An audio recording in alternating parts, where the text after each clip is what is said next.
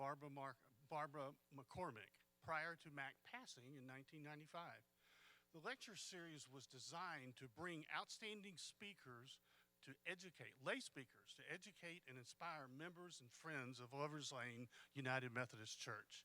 And that's what we're going to do tonight. I spoke to Barbara McCormick yesterday, and she regrets she couldn't be here, but she sends her love and affection. And I told her we'd let her off the hook tonight, but we wanted to see her on November 10th at the 75th anniversary party, and she said she'd try to be here. So I'll be back up in a little bit. For now, I want to call up our executive pastor, Kay Eck, to give us an opening prayer, and then you can enjoy your dinner.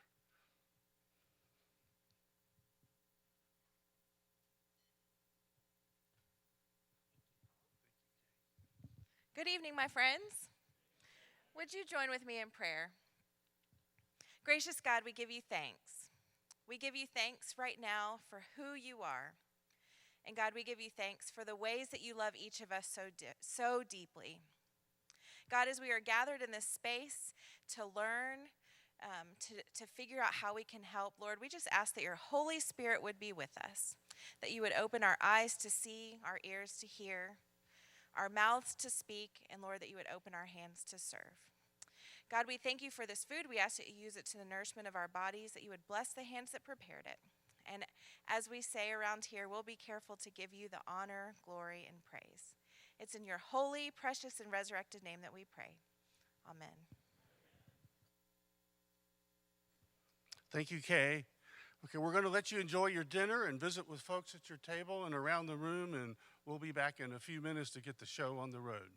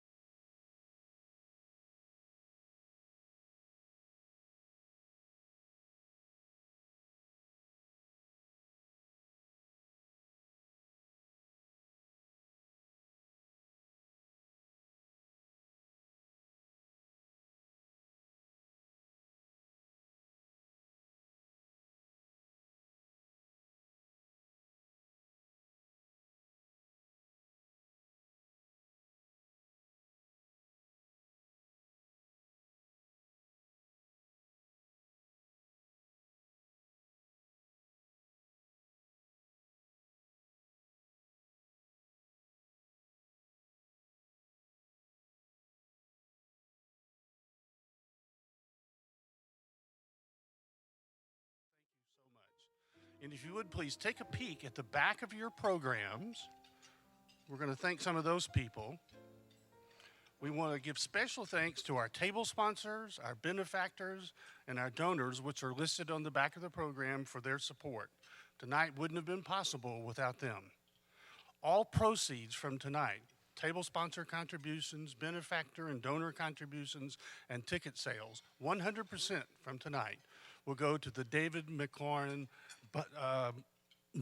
Benevolence Fund. And last I heard, we'd already raised almost $13,000 for the McLaurin Fund tonight. So thank you very much for all of you. And the two most responsible for tonight, the two that worked the hardest, this would not have been possible without our two co-chairs, Pam Carey and Lisa Gilbert. Would you two please stand and wave so we can recognize you?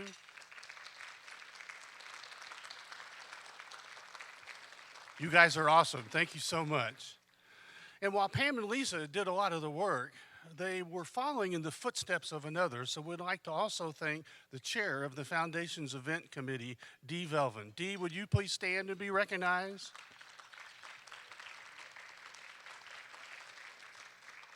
And more than anyone else, as a group, the men and women who took care of so many of the details, who worked behind the scenes, including all afternoon today and into the night, we want to thank all of those who helped Pam and Lisa, the men and women who served on the McCormick Steering Committee. They're on the back of your program. Would you all please stand and wave so we can recognize you? Thank you.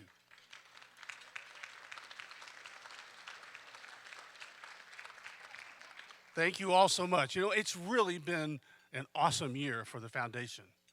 At the end of 2015, just 3.5 years ago, the foundation had total assets of $13 million, and we had a goal to be at $20 million by 2020.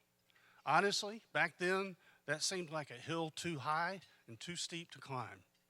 Then by the end of 2016, our total assets had creeped up to about $14 million, and by the end of 2017, we were a little more than $15 million. And finally, last year, at the end of 2018, total assets were up to $15.5 million. Now, that's tremendous growth to go from 13 million to 15.5 in just 3 years. But it was still a long way from our goal of being at 20 million by 2020. But then several things happened this year. We had a capital campaign. Did y'all know we had a capital campaign? We had a capital campaign, and many of you responded by including the foundation in your capital campaign pledges and contributions. We had a couple of large single donor contributions, and we launched 2 new partnerships with a couple of our 501c3 super impact ministries to establish a couple of new endowments and a couple of new guardianship accounts. And that was with, and most notably with, our 12-step ministry and Wesley Prep. So thank you to those 2 ministries for helping us grow our foundation. Last week, Jacob Tofa, our finance director, sent me our most recent financial statements. And as of the end of last month, our total assets are now $22 million, shattering our $20 million goal. And thanks to you, because we couldn't have done it without you. So from the bottom of my heart and the heart of the foundation, thank you to everyone for making this a great year for the foundation. And while we're being so thankful, I want to give you a little heads up, a little sneak peek about another foundation event coming up right after the first of the year. On Sunday evening, January 12th, the foundation will be hosting our annual donor appreciation dinner, and all of you will be invited. One of the things we'll do at that event is honor our 2019 Elizabeth and Richard Price Distinguished Cross and Crown honorees. The Cross and Crown is awarded each year to 1 or 2 individuals or couples that over the years have shown and lived the values that Elizabeth Price was known for. Christian-centered life, principled, dedicated, optimistic, and service-oriented to our church. And I'm honored to announce that our 2019 honorees will be Mike and Catherine Phillips and Dan and Margaret Strothers.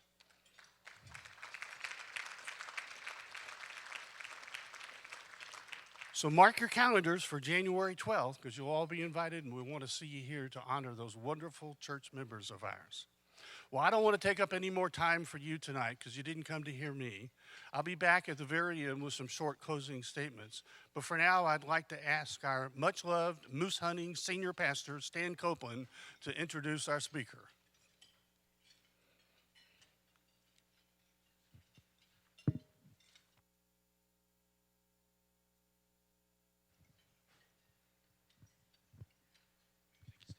Thank you, Paul.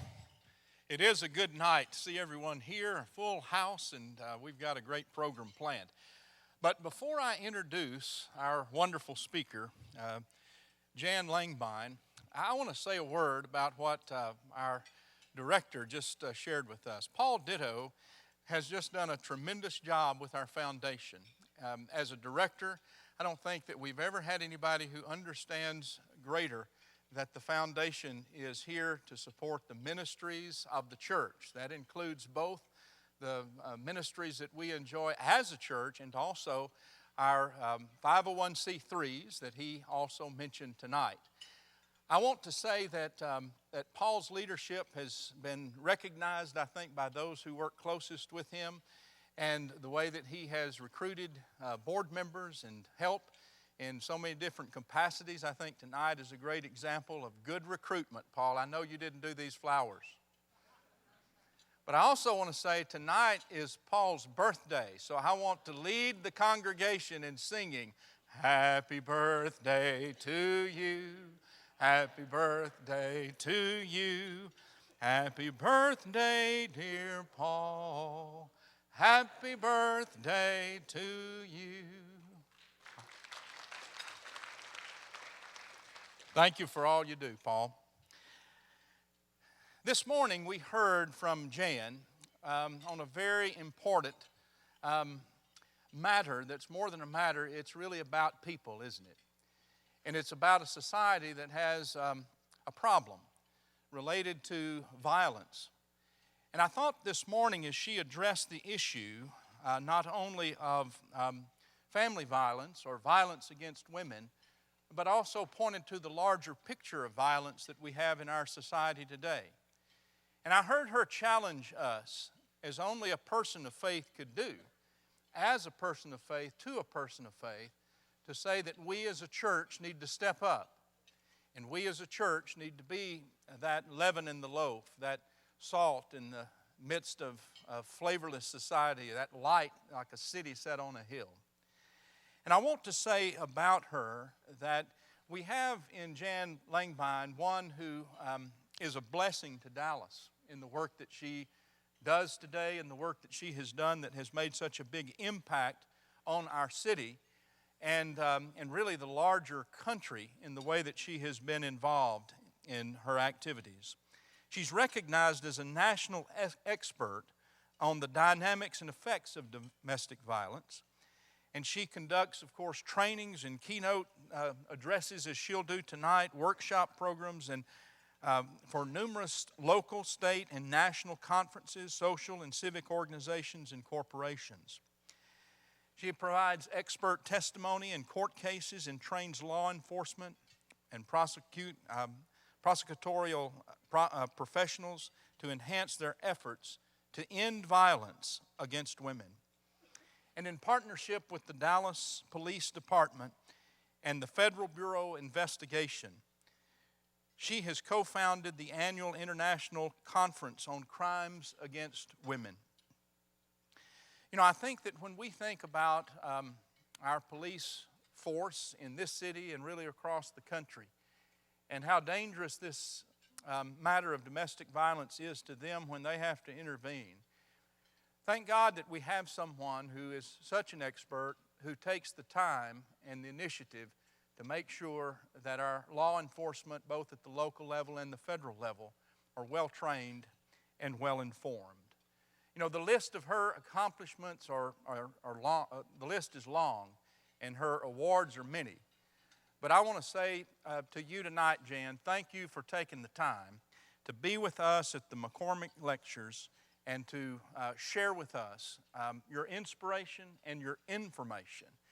And I hope that we honor her tonight, not just with our applause, but I hope we honor her tonight with our prayerful commitments to be better about the work that we do in listening to those around us and acting in such a way that will join her in her efforts to end domestic violence, and especially violence against women. So let's give Jan Langbein a warm Lover's Lane Foundation welcome. And thank you very much. I so appreciate that. Thank you. What an exciting thing it is for me to get to be a part of this prestigious lecture series. Thank you so much, Stan, for letting me come, for Paul making all the millions of arrangements for the lay folks who have made this evening possible. And thank you guys for coming. It really, really makes a difference. After preaching 3 sermons this morning, I thought, if nobody shows up tonight, I get it. You didn't want to hear about this, but clearly you do. And so tonight we're going to take a little bit different path than we did this morning. If you happen to be in church, I want to talk about how I got here, how I ended up doing what it is I'm doing. I mentioned this morning I'm not from abuse. I didn't know about it particularly, but here I am almost 30 years later doing what I can with what I have. So I'm going to start by telling you how I got to this point. I'm actually a member of the Junior League of Dallas, an organization of women worldwide who volunteer to make this world a better place in which to live. Now, I have this theory about Junior League that there are major leaguers like Beth Foley and Sandra Estes and several women sitting in this room tonight. But I also think there are minor leaguers, and I was definitely in those minor leagues. I literally sat on the back row. I went to my minimum number of meetings. I would hear major leaguers up at the front talking about how volunteerism can change the future of our city, and I thought, yeah, but that has got nothing to do with me. As I say, I'd sit on the back row, and I'd write out my grocery list, and I would think, I've got to get out of here, I've got carpool in the morning, I've got to make cookies for the whatever, and I would hear of these accomplishments, and I just thought, that can't apply to me. What could I possibly contribute? I would hear women like Ruth Altshuler stand up and talk about her journey to where she was, and I would hear the president of the Junior League talk about how to make a difference, and I thought that just cannot apply to me. So then every year within Junior League, you sign up and you do so many volunteer hours a year. And so it was time for me to go and sign up, and I actually had had a terrible placement, in my opinion, and I'd gone through the book. That's back before it was all online, back in the old days. But I'd gone through the brochure, and I was looking for the easy way out. Now, here's just a little nugget. If you want to make God laugh, look for the easy way out in life. It just does not exist. I didn't know that at this time. So I thought I found it.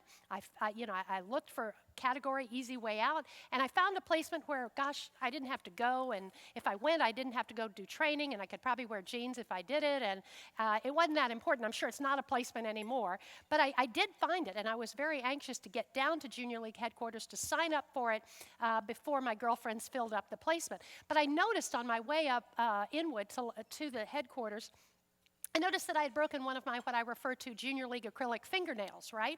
And so I thought, well, I want to do good in the community, but I think my nails ought to look nice while I'm doing it. So I whip into a salon right there on Lover's Lane. I whip into a salon, and while I was waiting, this magazine slides in my lap. And it says up on the cover, it said every 9 seconds a woman is assaulted. 1 out of every 4 women you pass in your faith community, in your grocery store, in your neighborhood, in your workplace will know domestic violence. It talked about how domestic violence is the leading cause of injury to women in the United States, and I was stunned. I had no earthly idea. I went on to read an article that was in this magazine, and it was about a woman. She was a lawyer, and he was a dentist, or vice versa. It was a very professional couple, and he beat her because dinner was late. He beat her because dinner was late, and I was stunned. I literally was stunned. I did get my nails done, but by the time I got to Junior League headquarters, I had forgotten all about the easy way out. And I opened the book to violence intervention, and I shut my eyes, and I put my finger down on Genesis Women's Shelter. I had never heard of Genesis Women's Shelter, but there it was, and there was my finger, and so off I went. When I got down there again, I thought the women there would somehow look differently than you do and I do.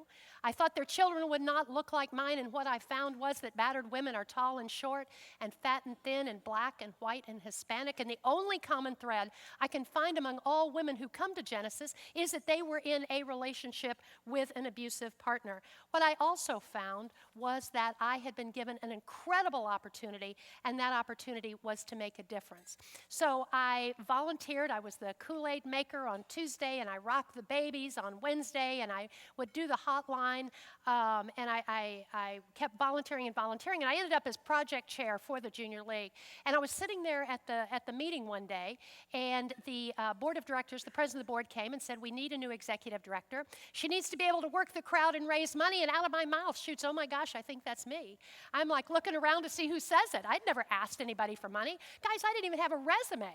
I mean, I had never read a financial statement or hired or fired. I was a stay-at-home mom, volunteered at the church, volunteered at my kiddo's school, but I can't believe that came out of my mouth.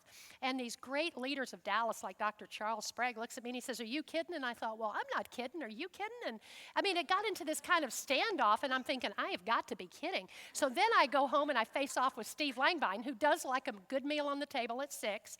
Hadn't happened in about, what did we say, 30 years, 28 years, but he used to like a good meal on the table at 6. And so I couldn't figure out how to talk to him about it. And so I ended up, we were taking the girls to a movie that night. And it was back when you have that captive audience in the car. They weren't driving yet. And so we were parked outside waiting for him. And I made some comment. I said, hey, I'm thinking about going to work full time. I'm thinking about working at Genesis. And he goes, well, what's to think about? And I said, well, what do you mean? And he said, I mean, how will you do that and get dinner on the table? And I thought to myself, watch this. Hear me roar, right? Now I'm looking back thinking I should have just said, hey, it's your turn now, you know. He learned the hard way. He's a very good guy, but boy, did he have a life shift. It wasn't what he expected at all. Anyway, long story short, I put one foot in front of the other.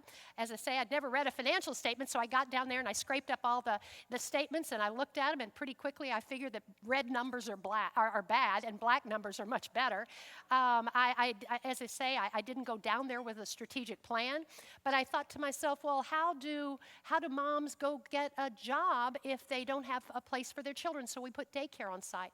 How do moms go to court if we don't have a lawyer to go with them? And we put a legal clinic on site. We put school on site. We put preschool on site. We put transitional housing on site, because a 6-week stay at a shelter is not nearly long enough for someone who has experienced compound trauma to turn their lives around.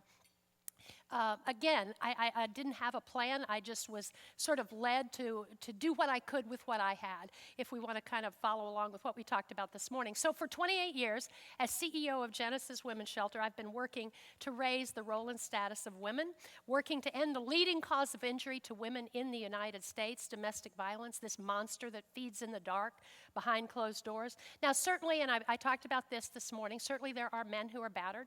There are men who are battered by women. There are men who are battered by same gender partners. The cycle is the same. The dynamics are the same.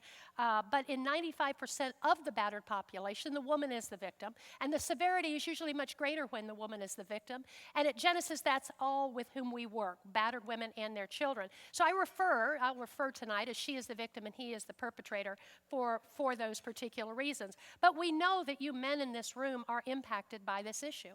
We know because you are fathers and you are sons and you are employers, you are grandfathers, that because it impacts the women in your lives, it also impacts you as well. Now, you probably heard, if you were here this morning, you heard me do my pitch for men being part of the solution. Everybody who sees me walk in the door goes, oh my gosh, here she comes again, right? I walk into court and they're rolling their eyes. I end up going into an office someplace and they're like, well, here she comes again, knowing what I'm about to say. But let me tell you, when a man walks into court and he sits on the bride's side of the courtroom and he sits there and lets the judge know, I am here and I'm a voter and I am going to be a part of this court case, we get protective orders we didn't get before. We get guilties when we never got them before. We actually have a group of men called Heroes, He Respects Others, a group of men who are volunteers, and they come down and they barbecue, and they mentor our kiddos one-on-one. Oh my gosh, I have to tell you this quick story. Well, nothing's quick about what I'm talking about tonight. They gave me extra time, so I'm gonna fold some of these in. So there's a guy over at my church, and Barbara, I don't know if you remember him, Randy Golden. So Randy Golden's about my age, basically old white guy, right? And he is one of our heroes. He's a great guy, but clean cut, nice guy, retired. And he comes down once a week to work with his mentee, who is a small African-American guy named La Marquise. So we've got this, 60-year-old white guy and this 6-year-old black child, and they are best friends. So one night, Randy tells this story. He's coming to Genesis, and he knocks on the apartment door and there's no answer. And so he was there a little early and he says, I'm going to go down and get the Legos out. These mentors will do whatever the kiddos want. They will do their homework. They will teach them to fly a kite or ride a bicycle, but this La Marquise loved Legos. So Randy went down and did it. In a little while, he said he heard the front door of the apartment complex slam. And here comes Randy down the hall yelling, hearing La Marquise yell, Randy, Randy, are you here? Are you here? And as Randy comes around the corner, he said, hey, bud, I'm here. And this little boy looks up at his mother with tears in his eyes and said, I told you he'd be here. I told you Randy would never lie to me. And so Randy looks at the little guy and he says, hey, I see you got a haircut, right? I see you got a haircut. Is that a back-to-school haircut? And he said, no. I went to the barber and I told him I wanted them to cut my hair just like you because I want to look like you. I want to look like you. I want to look like you. This 6-year-old black child wants to look like that. On the outside, they couldn't be more different. And on the inside, this little boy now knows someone who is kind and who spends time with him and doesn't hit him. It's pretty amazing when men step up and do more than just say, I will refrain from this. You need to set the bar, fellas, a little higher than just I don't abuse, right? We're going to have to do something else about it. Anyway, I'm sorry I got off on that tangent, but I love the fact that men are involved and are part of the solution. You know, this has been a really interesting couple of years with regards to this particular issue. About exactly 2 years ago, a woman named Alyssa Milano, an actress, hit send on a post that launched a movement, a post that was heard around the world. She was building on the work of a woman from years before, a social activist and community organizer named Tarana Burke, who had a decade before used the words "Me Too." The actress put a hashtag in front of those words, and the idea of, without any idea of what the avalanche of response would be in the conversations in the post. And by the end of that day, that first day, the hashtag had been reused over 200,000 times. In 24 hours, that hashtag had been used more than 4.7 million times by 4.7 million people in 12 million posts. Men and women basically saying hashtag me too. I too have been hit. I too have been touched. I too have been hurt and embarrassed or told in a million ways that I'm not good enough. And I got to tell you, it conjured up a lot of memories for a lot of people. I heard stories from all kinds of girlfriends saying, well, I didn't post, but you know what? When I was in college, this happened to me. When I was going to school, someone stepped out of the bushes and exposed himself. I remember, well, I hadn't thought about this, I swear to you, in 55 years. I was all of a sudden 10 again at a parade in downtown Dallas holding my father's hand when some man came and did something I didn't even know there was a word for it. And instinctively I knew it was wrong, but I didn't even tell my daddy who was standing right there with me. Why is that? Why is that? Why did it take this hashtag that made it okay for us to talk about this?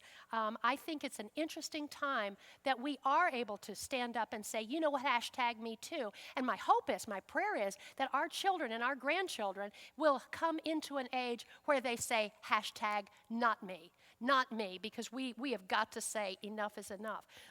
During that time, we heard from all across America. We heard hashtags we heard from voices from C-suites in corporate America.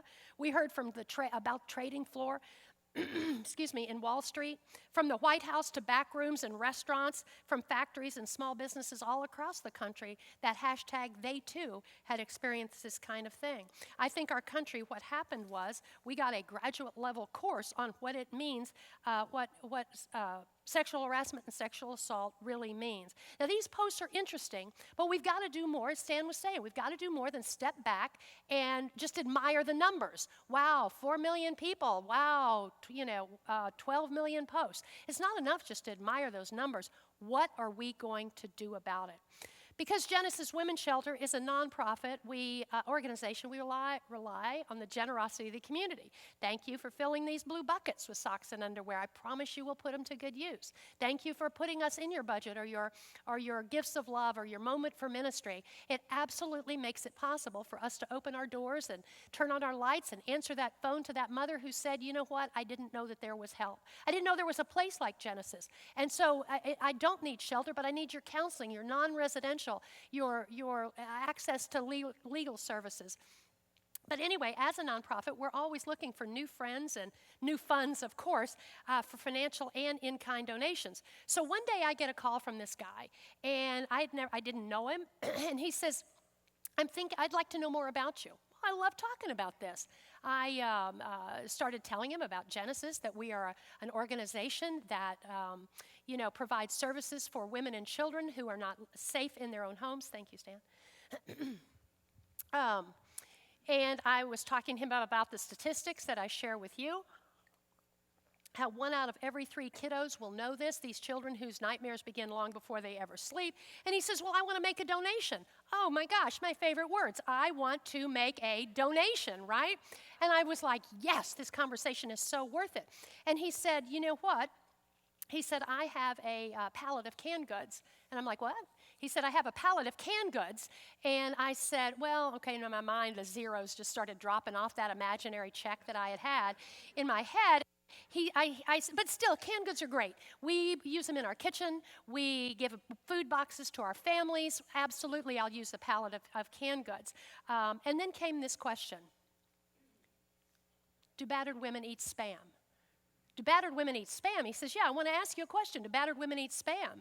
And I'm thinking, mister, I don't even know what Spam is. I mean, seriously, do you all know what's in Spam? Have you ever read the side of that? It's kind of scary. But since then, since I have had that conversation, I actually looked it up, and you can slice it and you can fry it. And maybe it's a Texas thing, I don't know. But all I could reply to him at the time was, well, gosh, I don't know. I think probably some battered women eat Spam and some don't eat Spam. And don't get me wrong, I think this guy's heart was in the right place, right? But how is it, after all these years, not to mention the 20 minutes I was on the phone with him, that told me that one question says he doesn't get it. We do not get it if we think the question to be asked here is not why did he do it, but do battered women eat Spam? We still don't understand. Do we truly think that if we find ourselves in a violent relationship that we'll A, eat any old thing, or it's just women who eat Spam get battered? It's hashtag about time as far as I'm concerned. Hashtag it's about time we stopped asking those easy questions. Do battered women eat Spam? Questions like why doesn't she leave? Hashtag it's about time we started asking the hard questions is why does he do it? What kind of coward beats the mother of his children? What kind of man beats a woman? I think we need to stand together as a community and ask the hard questions. Why did it take 40 women to come forward before Bill Cosby could be convicted of premeditated, drug-facilitated sexual assault? You tell me how it is in this day and age, as much as we've worked on this, how is it that none of us could stop an Olympics team physician before he ruined the lives of at least 250 young gymnasts? How could we not stop that? How is it that Jeffrey Epstein could be guilty of human trafficking and sexual assault, and the story looks beyond this powerful perpetrator and centers on the conspiracy of how he died? What's that got to do with it? What are we talking about that for? We need to keep our eye on the ball. And regardless of your political views or affiliations, I got to tell you, we were gaslighted with a presidential candidate who thought that this verbal sexual assault on women was locker room talk. You've got to be kidding me. It is a big deal. Now, people say, well, that's not a big deal. That was then, this is now. It is a big deal because it's how our sons learn to talk to their daughters. It's how, our husbands learn to talk to each other. It just absolutely is a big deal. If we're ever, ever, ever going to move the needle towards zero tolerance, we cannot tolerate laws that are not passed or names that we are called. We cannot leave this issue on the steps of Genesis or Dallas Police Department or City Hall. As men and women, as I said this morning, we have to link arms and literally do what we can with what we have. I want to tell you a story about a woman one day. She was walking down the riverside, and she looked out, and she saw something splashing around out there, and she realized it was a baby, and a baby popped up, and then another baby popped up, and she's like, oh my gosh, there are babies out in the middle of the river drowning. And so she dropped her purse and kicked off her shoes, and she swam out in the middle. She grabbed up as many of these babies as she possibly could, and she swam back to the edge. And she kept seeing another one pop up and another one, and all she could do is help these babies that she had. And about that time, another woman walks down the riverside, and the first one says to her, thank God you're here because there are babies drowning out there. I'm sheltering. I'm saving as many as we can. I need your help. The second woman drops her purse, kicks off her shoes. She swims out, but she doesn't come back. The first lady shouts out to her, hey, bring me those babies. Let me take care of those babies. And what are you doing out there? And the second woman shouts back, I'm going to teach babies how to swim in a violent world. About that time, a third woman walks down the riverside, and the first woman says to her, thank God you're here. Literally, babies are drowning. It seems like everywhere. I'm trying to resuscitate these babies. Someone is out there teaching them to swim in a violent world. I need your help. But the third woman turned around and walked back up the riverside. And the first woman shouted out, if you know this, if you know that babies are drowning, how is it you can turn your back on this? And the third woman said, I am not turning my back on this. I'm going to go upstream and see who throws babies in the water in the first place. Who throws babies in the water in the first place? Who beats their wives? Well, it's going to take all of us to do what we can with what we have. You know, and I sometimes think we have gifts and talents that we don't even realize are gifts and talents. I want to introduce you to a couple of people with their permission. I want you to meet Sarah Nadel. Sarah Nadel is a private engine pilot by just a hobby, something she loves to do. And she wanted to make a difference, so she started a nonprofit called Families to Freedom.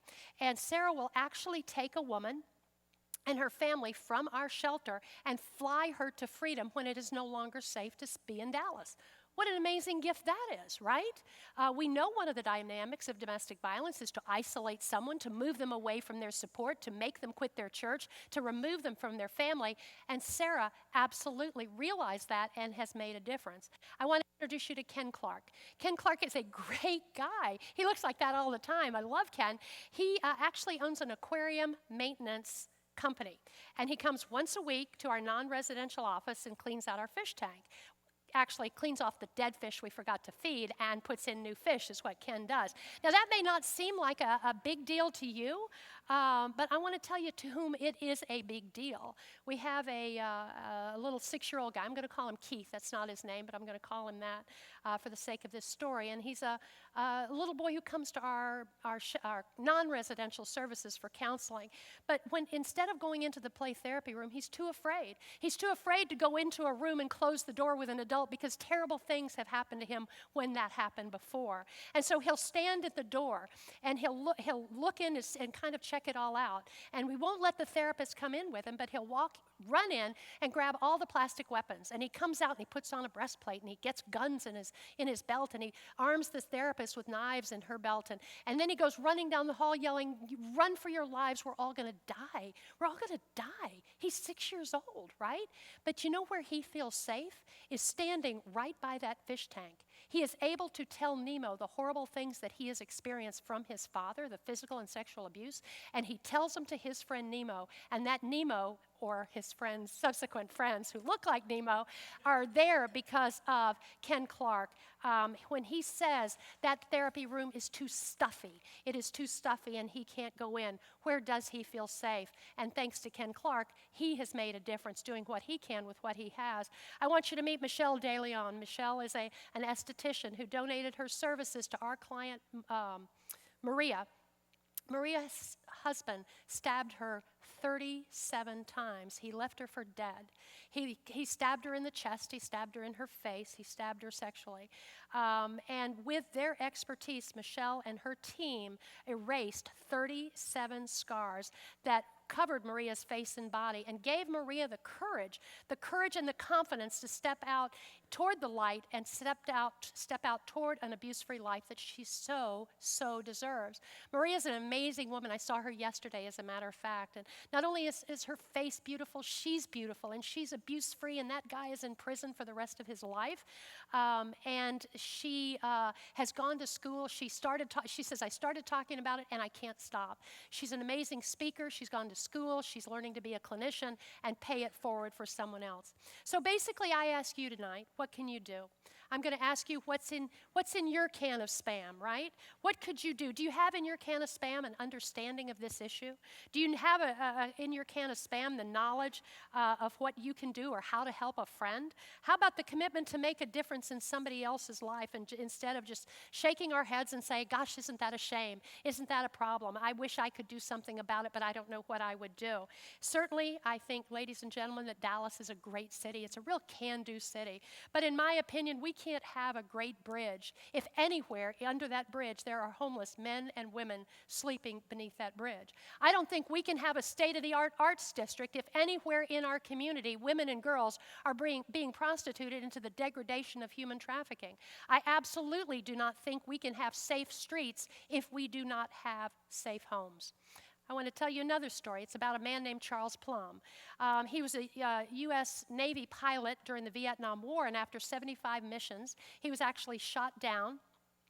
His plane was destroyed by a surface-to-air missile, and he was shot down, parachuted into enemy territory. He was captured and spent 6 years in the Hanoi Hilton, the communist prison, Vietnamese prison there. He survived and actually now lectures all over the world. And one day, he tells this story. One day, he and his wife, he was about to lecture the next day, but he and his wife were at dinner the night before, and a man comes up to him, and he says, "Oh my gosh, you're Charles Plum." And Plum says, "Yes." And he said, you served in the Navy in 1968, you were shot down on September the 6th. And he goes, "That's absolutely right. How did you know that?" And with tears streaming down this other man's face, he said, "Because I was the guy who packed your parachute. I'm the guy who packed your parachute." Charles Plum says he couldn't sleep that night. He kept thinking, I don't know who this guy is. He said, here I was, this Top Gun ace pilot, and every day I'd walk on the deck of that ship, not even thinking about that young sailor who spent his entire Navy career in the bowels of the ship, folding and packing parachutes, holding in his hands someone that he didn't even know. I'm going to ask you today, who packed your parachute? Is it a parent? Is it your pastor? Somebody has packed each of our parachutes, and whether we realize it or not, is it a friend, a roommate, a colleague? Who has given what you need to get through the day? And so I also would ask you tonight, not just think of how blessed we are. My daddy packed my parachute. My brother continues to pack my parachute. My children, amazing, fill up my parachute. But I'm going to ask you, whose parachute do you pack? What will you do in your life to pay it forward, to look at the blessings that we have? I ask you never to turn a blind eye, knowing that simple solutions and easy rhetoric, they're not going to solve the problems that this generation faces, that our country faces now. There are so many parachutes that need packing, and for those that you'll never be thanked for. They may not even know that you're the one that packed their parachute. They may not. They have no idea the rippling effects. But that's not why we do it. We don't do it for the thanks. We do it because we recognize a need. There's a need for parachutes to be packed to help women and children. We do it because we want to be part of the solution. We do it because we're human beings, and we do it because it's the right thing to do. It makes us significant. I want to talk just briefly about our significance. About 10 years ago, there was a movie, I don't know if you saw it, The Emperor's Club. It starred Kevin Kline, and he played a professor of classic literature named Mr. William Hundert, I think was his name, Hundert, in a boys' preparatory school, all-boys preparatory school. And in one of his classes, he was talking about this this king. His name was Shutruk Hahunte, and he was king of the Elamites in the 1500 BC. And there was a quote on the wall, and it talked about this king and how much he had amassed all these lands, and he was the richest king in the world at that time. He had amassed great wealth, but nothing had made a difference. And when the class asked Mr. Hundert if he was so good and he was so famous, tell me why it is that we have never heard of Shutruk Hahunte. And Mr. Hundert answered the boys by saying, great ambition and conquest without great contribution is without significance. I ask you tonight what your significance will be. What is in your can of Spam? I want to, Paul has asked me to open this up for questions. If you all have any about me or the issue, we've got a few minutes. I'm happy to talk to you about that. And then we'll close with a quote that's special to me. So any questions that you all might have, or thoughts or comments, or... Paul, you said you had one, and we've got one over here.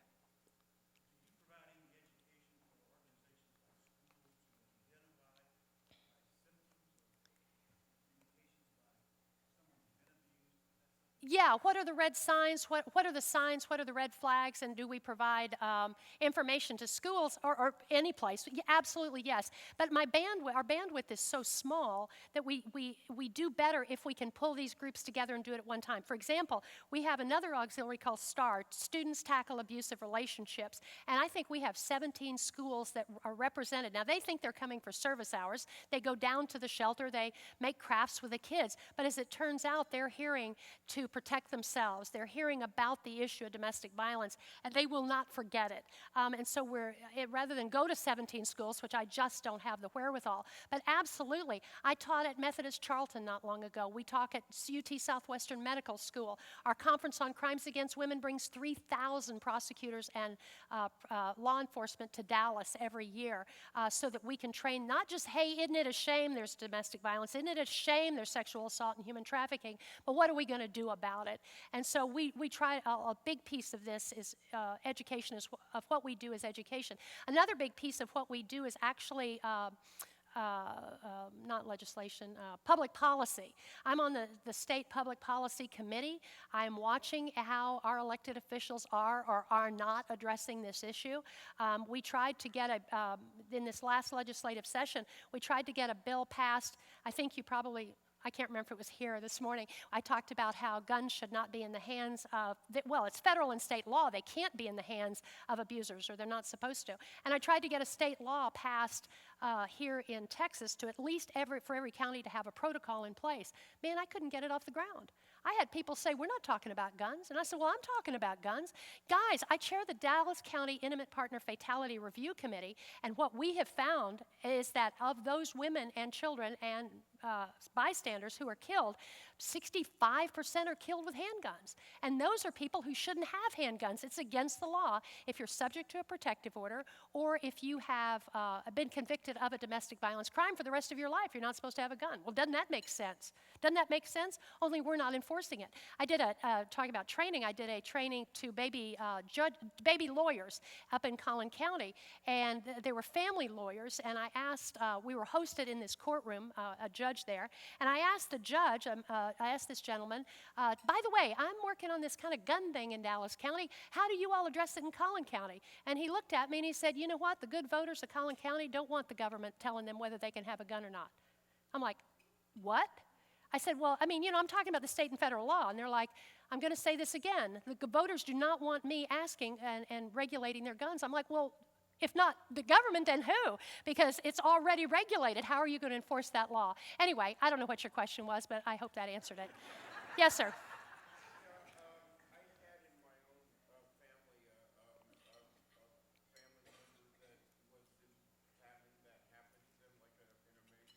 Right.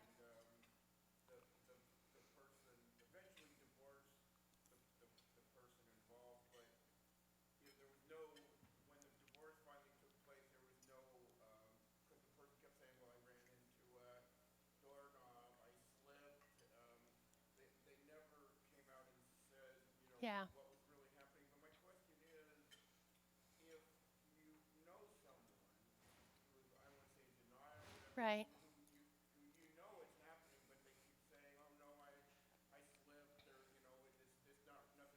Right. Is there, and they don't want to, can you go to law enforcement, or is that wrong? Yeah, no, it's... What do you do? Yeah. Well, number one, you believe her, that whatever she says or doesn't say. And then you say, however you can continue to say, this is not your fault, and I believe you, and I'm going to be here for you. The problem is a lot of times friends and family get used up.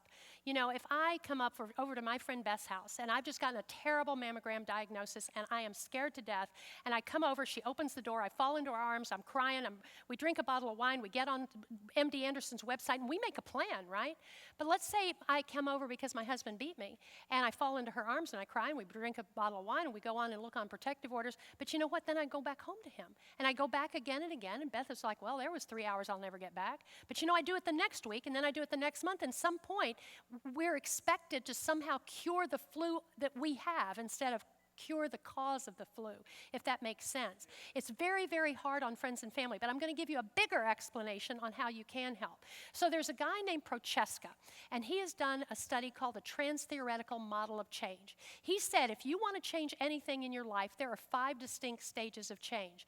There's pre-contemplation, there's contemplation, there's preparation, there's action, and there's maintenance. He said whether you want to learn French, if you want to lose weight, whatever it is, there are 5 distinct stages of change.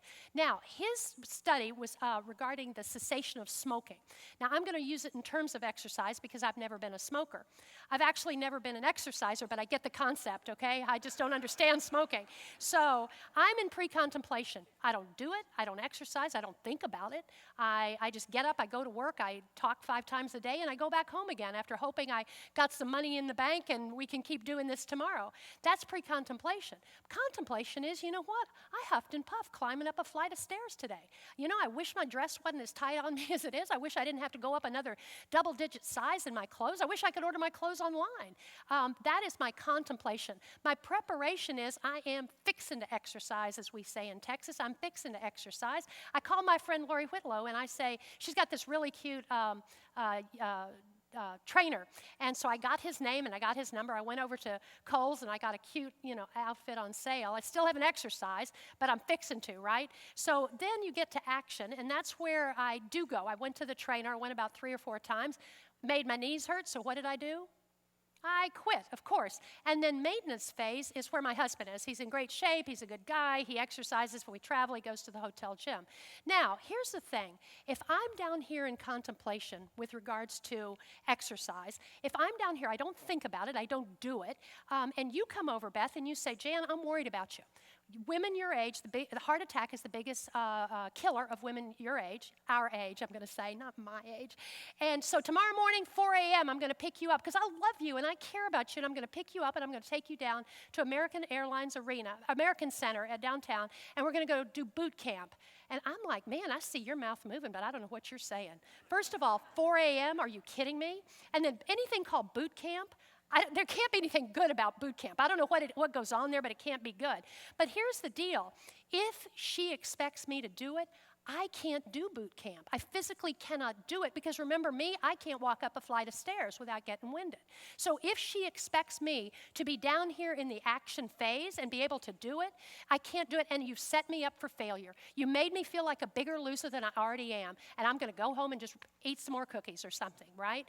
So let's talk about this in terms, so the better thing for Beth to do, and there seems to be a wine theme here, Beth, I don't know why, but anyway, it would be better if, for example, Beth comes over to my house tomorrow night and she says, hey, let's go walk around the block, okay? I'm going to walk around the block with you, and I can do that. We come back and drink some wine. Then the next night, we go around 2 blocks, and then we go around 5 blocks, and then, you know what? She has gradually moved me into contemplation, like maybe I can do this, right? Maybe I can do this. Preparation, and we just move on down the stages of change. So let's think about that in terms of your friend, okay? Your family member, I'm not sure, family member. More than likely, they're probably in contemplation. What would I do if I did tell? What if I told and you didn't believe me? What if I went to my pastor and my pastor called the guy himself and said, we need to have couple counseling? Do you know who's going to get a beating for that? Do you know who's going to get a beating for telling you that she wasn't safe? She is. She's going to pay the price for that. So this contemplation, it's much safer to keep her mouth shut until she knows, I believe you, there is help and there is hope. And we say it 100 times in order to move her maybe to preparation.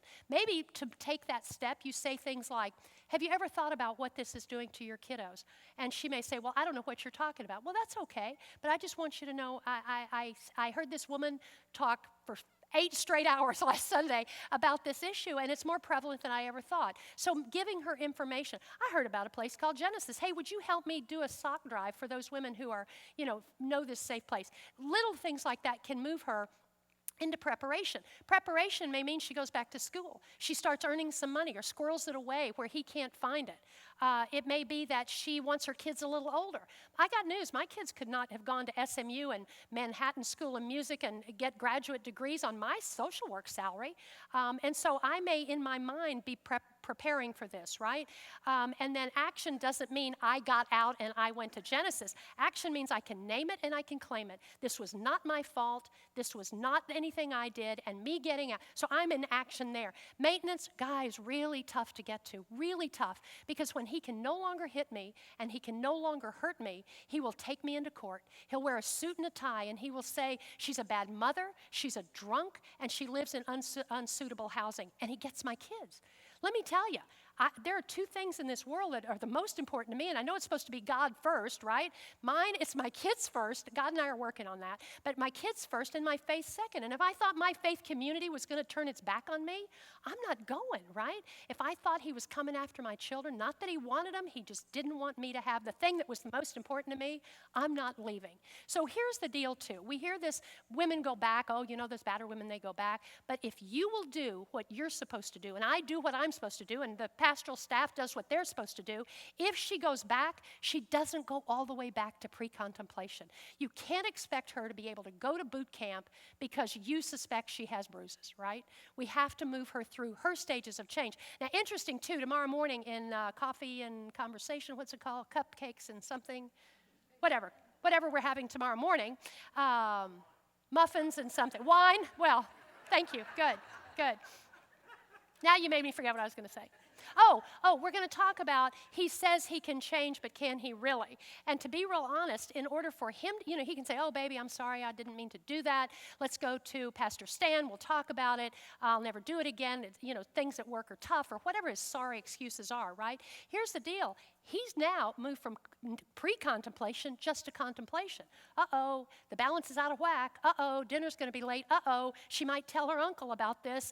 And so he's doing whatever it takes to get her back into pre-contemplation. He's going to have to go all the way to maintenance, which takes a really long time and a lot of self-awareness. Can they change? You bet they can. The question is, will they change? Abusers have three beliefs. Number one, three personal, tried and true beliefs. Number one is they deserve to have whatever they want. Number two, it's her responsibility to make it happen. And number three, he has the right to hurt her when it doesn't happen. So I'm thinking in my mind, what is it I believe in so deeply that you could not change my mind? Well, you know what? I believe in baby Jesus. I absolutely believe in baby Jesus, and I don't think there's a thing in the world that anybody in this room could come and tell me to make me think that isn't the real deal, right? And so that is kind of the only analogy I could come up with that makes me realize that he believes so strongly that he has the right to anything he wants, and it's her responsibility to make it happen. I don't know. Again, long answer to a really short question, but don't give up on her. That's what he's counting on. He's counting on you to say, well, fine. When you're ready to come out, don't give up on her, because then she's really isolated. She has no one, okay? What else do we have? Was there any other? Yeah, Barbara. And how lucky are you all to have her? Come on, snatched her right up from under our noses. So I'm sorry. Okay, Ms. Markham, Reverend Markham, what do you have for us? At my former church, there was a man with me said he was an abuser, and the church. I'll repeat it. Yeah. The church returned his pledge because he wanted. Okay. This to me was a church taking a stand. A couple at my former church. The man had a lot of means. The wife was at home and primarily homemaker, wonderful at it. And they finally went through divorce, and he kept sending his big pledge to the church. And the church, the pastor, I believe, was behind this, just began return the check, his pledge. Again, churches get caught in these situations Right. too, and he had more money, and I had the money. So I just thought it was wonderful that church decided not to keep Right. his pledge, because again, that was a manipulation of the church, trying to be the one the church sided with, and the church sided with the victim. Barbara, And I didn't know that story. It's absolutely the right thing to do. And how hard is that? Yeah. I got to tell you, we're raising money all the time. To send back a pledge? Are you kidding me? Yeah, I've done that. I've sent back one donation one time, and it was for the same reason, and got subpoenaed for court. I'm going to go ahead and close out. I think our time is up. One last question, because I think some people may be asking this. You've said, if not us, who? If not now, when? Right. So give us a list of just 2 or 3 things that people who leave here tonight wanting to take up the challenge, what can they do? Yeah, I think there are lots of things we can do. I think, first of all, we go home and we clean out our own lives.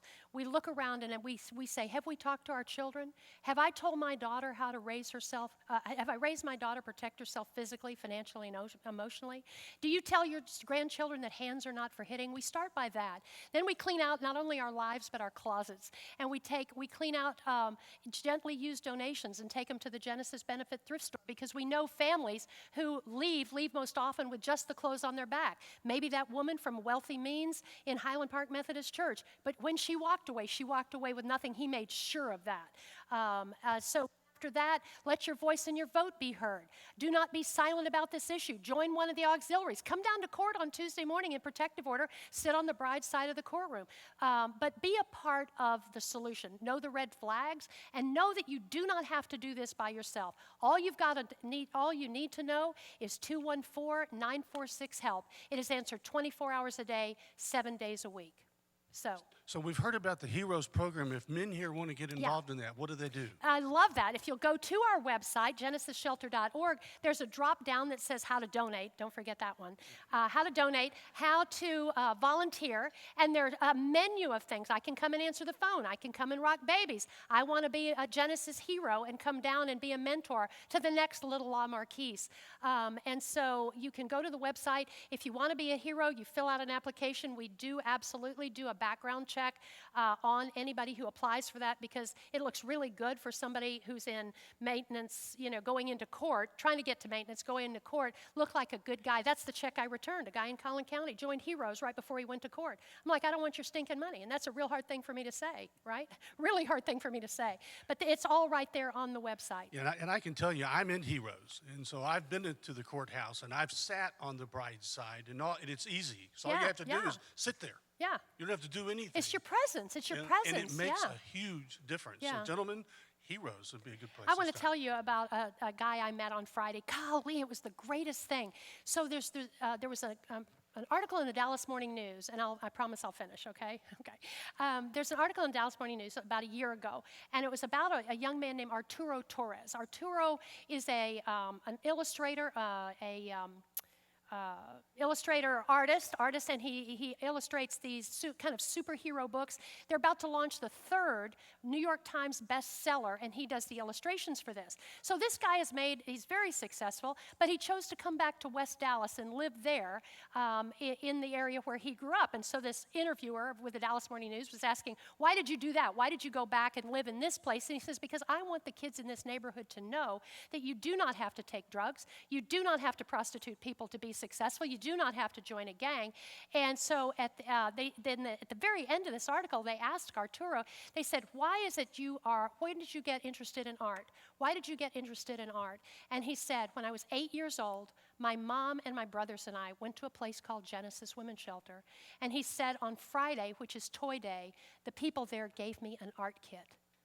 We gave him an art kit? I mean, how did that happen? If you don't think that's a God thing, why is it we had an art kit, number one, because somebody here did a toy drive? How is it I gave that child an art kit and not her an art kit and him a toy truck? You don't think, I'm telling you, it is such a God thing. So I met him the other day. I had read the article. I'd been trying to find out how to get in touch with him. And literally the man could hardly speak. When he walked in, there was a little 3-year-old boy crying as they were peeling him out of his mother's arms so she could go to group support. And while he stayed in our precious child care area. And he had to get up and walk out. He said, that was me. That was me. I watched my dad do these things to my mother. And on the way out the door, we visited for about an hour. And on the way out the door, he said, you helped an 8-year-old boy, and you changed his life forever.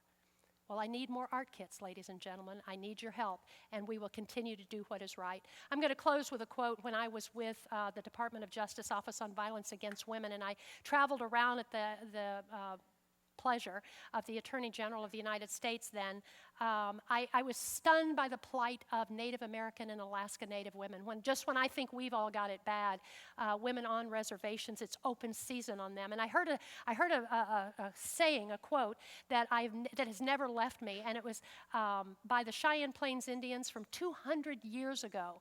And it says, a nation is not conquered until the hearts of its women are on the ground, and then it is finished, no matter how strong the weapons or how brave the warriors. I ask you ladies and gentlemen, to join with us in this effort to be sure not one woman's heart, not one human being's heart is on the ground. Thank you, Lovers Lane, for having me. I have loved today. Thank you, Stan. Thank you.